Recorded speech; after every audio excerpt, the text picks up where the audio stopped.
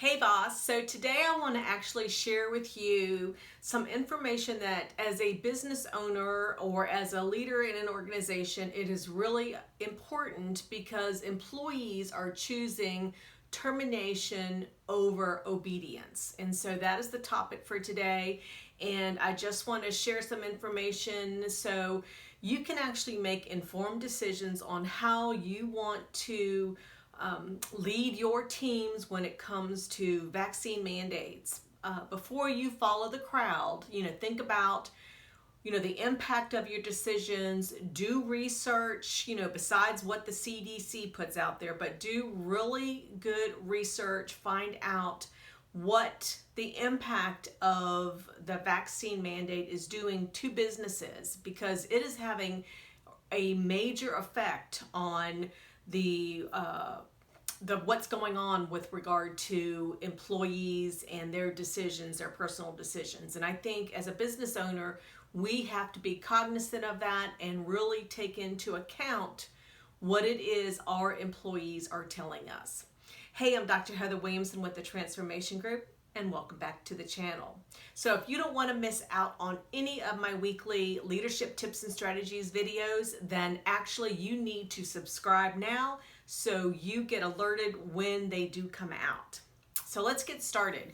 So today's topic is employees are choosing termination over obedience. And what I mean by that is we are finding out, and I'm reading a lot right now, and I'm listening to people who are, working out there and listening to what their companies are telling them.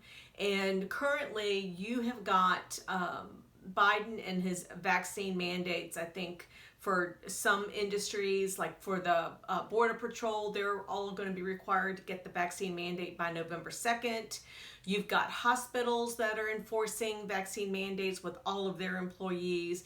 You've got airlines that are starting to do the same with their pilots and staff and flight attendants. And I think theirs is by December 8th. And you have got, let's say, for example, American Airlines, United, JetBlue, Alaska, and some companies are kind of taking their own approach to this. And what I mean by that is, for example, Alaska Airlines is not accepting anything but the vaccine. They're not accepting weekly testing or natural immunity, which nobody, as far as I know right now, is accepting natural immunity except for a university. George Mason University is the only one. And that was actually won by a lawsuit. So keep in mind that, you've got teachers that are being forced to get the vaccine in some localities, and you've got state employees, depending on your governor. I know Virginia, our Governor Northam has mandated that for Virginia state employees. So check with what your state is doing, but keep in mind that there is an impact for that decision. And I think having a one-size-fits-all is not appropriate for everyone. And what I mean by that is I am seeing labor shortages, and people are quitting because their view is that it's my body, my choice. And their view is you got to respect that. I mean, you can't be selective in what you are accepting as my body, my choice these days. Also, when it comes to labor shortages, you are seeing nurses and doctors who were, praised for what their hard work last year, and now they're being,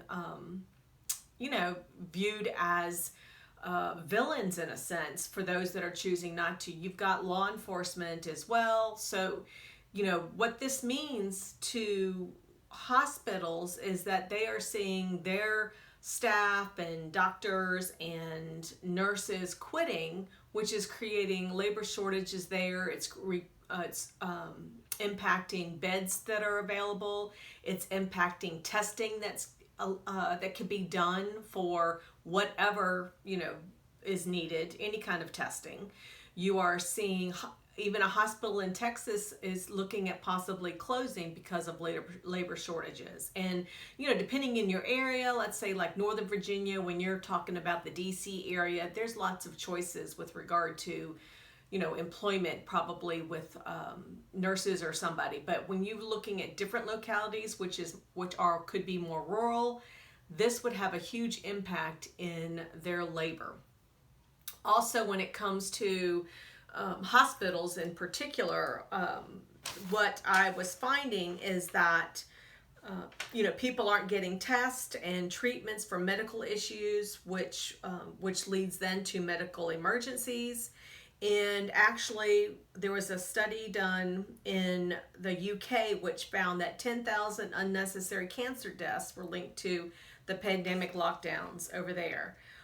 And then also, such as in New York, this is being done and they're going to be replaced by the Army National Guard and foreigners. Well, this is not a sustainable practice. There's not enough to go around, whether it's foreigners or the National Guard. So you've got to figure out what your approach is going to be and how you're going to sustain it if you choose to go one way or the highway approach. Also, when it comes to labor shortages, you've got teachers that are quitting, which then impacts education. And I know homeschooling has jumped up tremendously over the last year because of that and other reasons as well. With airlines, you're going to have less flights. It's going to impact the flights because you've got pilots and flight attendants that are quitting, not as well as airline staff. So just think about, for you, the impact of your decision and what that means. Obviously, it's going to impact customer service in any industry, no matter what industry you're in, when you've got people quitting.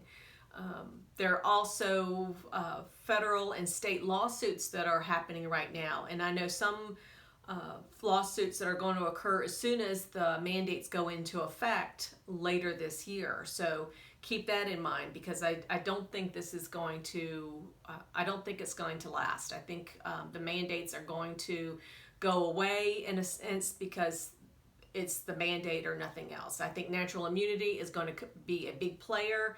So you can jump ahead of that curve if you actually start accepting natural immunity for people that have had it. And I only say that because there's a Pfizer study that just came out where after 5 months, the effects of that vaccine drops down to less than 50%.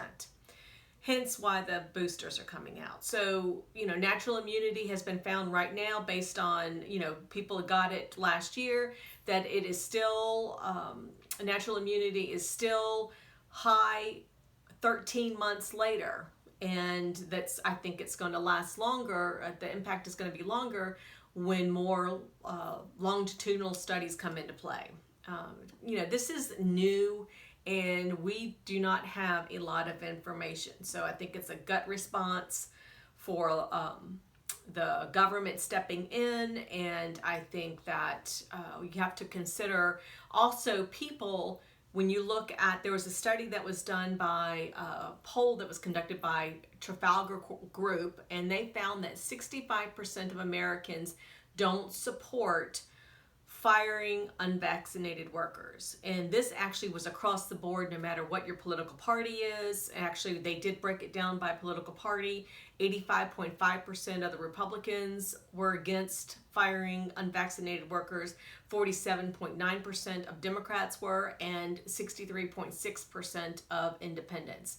So this is not a one-party system kind of view. This is the majority of the people, and that came down to 65%, do not support firing unvaccinated workers. I mean, we just came out of lockdowns where people lost their jobs, and now you're firing people. And some companies are actually doing this and not allowing their employees to file unemployment.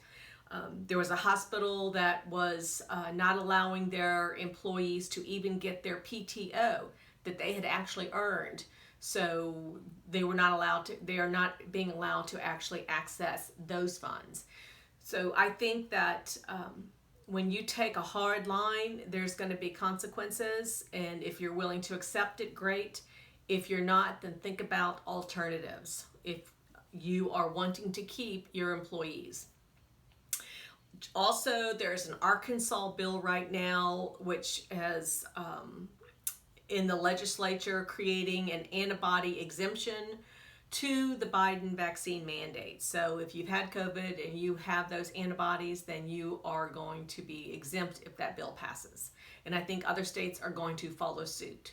So this is just some information that I want to share with you to make sure that you are aware, so you actually have employees that are not choosing termination over obedience to your demands.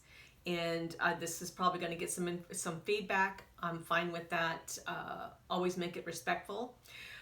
So don't forget to subscribe to any of the videos if you like them, and please like the button below if you want to find out more information, or you can actually share what is going on in your company or your industry and your ideas on what these employees, what you're going through, because I know I was out of town last weekend and this is impacting even the restaurant industry. And I'm not talking about the shortage because of labor when it comes to the job. I'm talking about where people are quitting because they're being forced to actually have the jab.